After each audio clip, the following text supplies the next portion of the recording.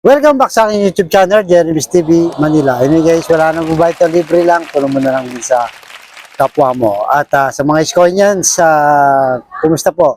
So, nandito tayo ngayon guys, medyo mag-relax muna tayo. Yun. So, medyo mainit ang pag-uusapan natin ngayon. Breaking news siya guys. Ayusin lang natin kasi medyo maliwanag. Yan. Kaya guys, ayusin natin yung spot. Para, nasa na ba yung spot dito?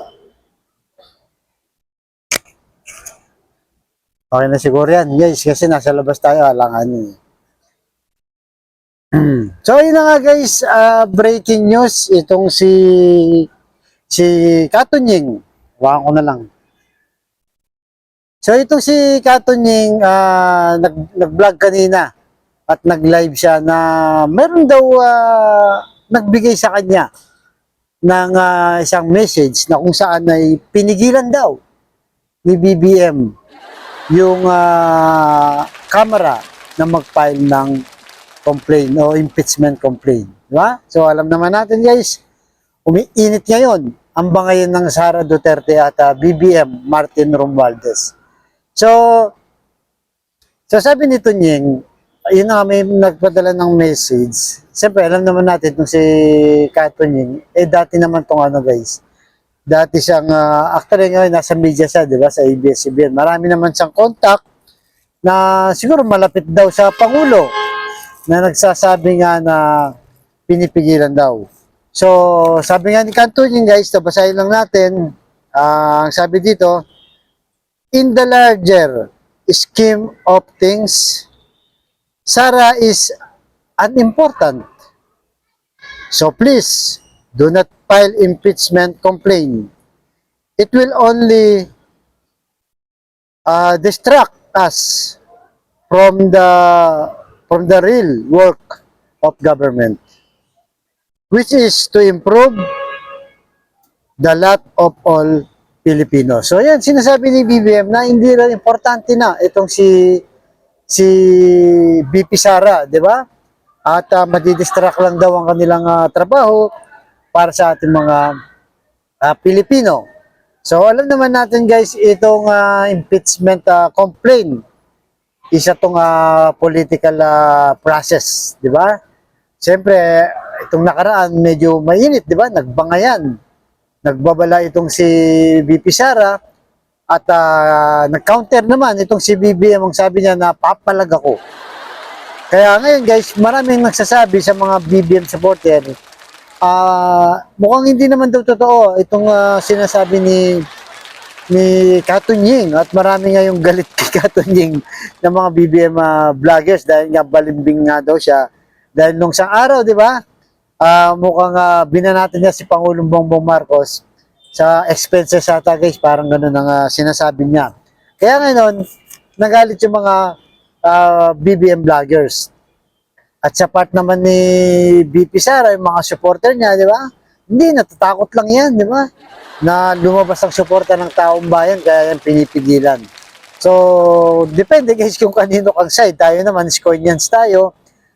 Pinipilit natin mag-neutral lang dito para wala naman tayong maging problema. So, sa issue lang tayo guys. So, alam naman natin yung impeachment, di ba? Dati pa, nangyari na yan kay Erap. Nung na-impeach siya, biglang napatalsik sa pwesto. Sa kadahilanan lang na yung envelope lang na pinag-uusapan. Kung bubuksan ba o hindi dahil dun sa sinasabi di umano dati na may malaking account itong si Pangulong Erap na alias Jose Velarde. Di ba? Doon nagkatalo guys. Tapos, nung hindi na nga binuksan, nanalo yung no, nag-walk out yung yes. Diba? Kaya yun, nagsimula na, tapos nagsimula na sa Kongreso, lumabas na yung tao, hanggang sa magka-EDSA Revolution 2 na, hanggang sa napatalsik na nga itong si dating Pangulong Erap Estrada, diba? Ang sumunod din na impeachment, itong si Corona, panahon naman ni Noynoy Aquino, na napatalsik din dahil sa impeachment process. Pero siyempre guys, hindi naman may tatanggi na talagang political process yan. Kaya nga sila nandyan, di ba? Wala tayong magagawa dyan kung may maghahain ng impeachment. Kasi nga naman, maraming grupo ngayon ang nananawagan ng impeachment. So hindi natin alam kung may mag-ahay na yan o wala pa. So inaabangan natin kasi talaga mainit na usapin yan guys, yung impeachment ngayon. Kung tutuusin, kung meron nagsasabi na totoo ba ang sinasabi ni Katunying, baka naman peke lang yan, di ba? Para lang masabi na itong si BBM ay mabait, hindi talaga tutuloyan itong si BP Sara. Kasi dati guys, kung maalala nyo, noong December 2023, usap-usapan na yan, na i-impeach na itong si BP Sara ng Kamara. Pero dahil medyo maugong na ng time na yon, nagsalita na mismo itong si BBM. Di ba, nilabas sa media at ang sabi niya, Vice President Sara Duterte does not deserve to be impeached. So, kaya noong time na yun guys, even though na mainit na pinag-uusapan na, hindi pa rin natuloy dahil nga nagsalita na si BBM. Kaya ngayon, marami nagsasabi, kaya naman ni BBM na ilabas sa media, bakit dinaan pa sa text lang, di ba? Na kung saan nakakuha nga itong si Katunying. At binalita nga niya kanina na yun na nga, pinigilan daw ni BBM. Wala naman siyang sinabing pangalan sa Kongreso, pero alam naman natin guys, sa Kamara, ang leader itong si Speaker Romualdez, di ba? Siya talaga yung pinaka-leader dyan. Pag pinukpok niya na yan at nag-utos na rin siya, tuloy na yan. May impeach na. Pero hanggang ngayon, wala pa nagpa-file. Baka nga, totoo naman. So, depende guys sa inyo. Ano sa tingin nyo? Totoo kaya na pinigilan ni BBM to sa kabila ng matindi yung sinabi ni BP Sara, di ba? Na ipapapatay niya itong sila mismong BBM, Lisa Marcos at Speaker Martin Romualdez. Kaya abangan natin guys. Kayo, ano sa tingin nyo?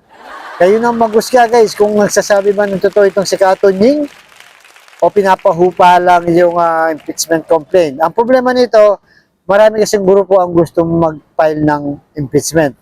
So ngayon, malalaman natin kung i-entertain ito.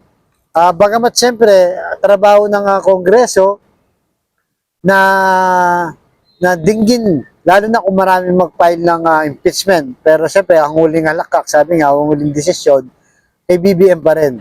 Pag sinabi niya, no, wag niyo ituloy yan, stop yan, guys. Kaya babangan natin, guys, lalong tumitindi, di ba? Parang kailan lang, yung unit team, talagang panalong-panalo, guys. Nagtiwala ang taong bayan, patok na patok, pero ngayon, sila lang din ang nagbabangayan. Kaya sana, di ba, maayos pa nila kung mayroon pa pagkakataon.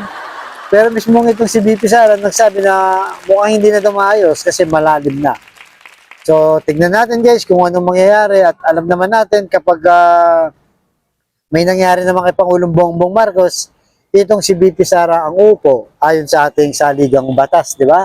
At ngayon naman, yung mga DDS o mga Sara Duterte supporter, nandun sila guys sa EDSA na kung saan ay nagtitipon-tipon sila, nananawagan na mag-resign na itong si Pangulong Bongbong Marcos. Medyo magulo guys, di ba? Kaya tayo mga Skonyans, chill lang tayo, relax lang tayo, medyo abang-abangan lang tayo, abang-abangan lang natin kung ano ang mangyayari. Basta tayo guys, tuloy lang tayo kay Yorme. Na tingin natin ay magniningning muli ang Maynila, di ba? Na Manila will great again, di ba? Dahil kay Yorme. So, ganito lamang po guys. Abangan nyo ang susunod kong vlog. Thank you very much po, Pilipinas. Sana maayos na Manila. God bless.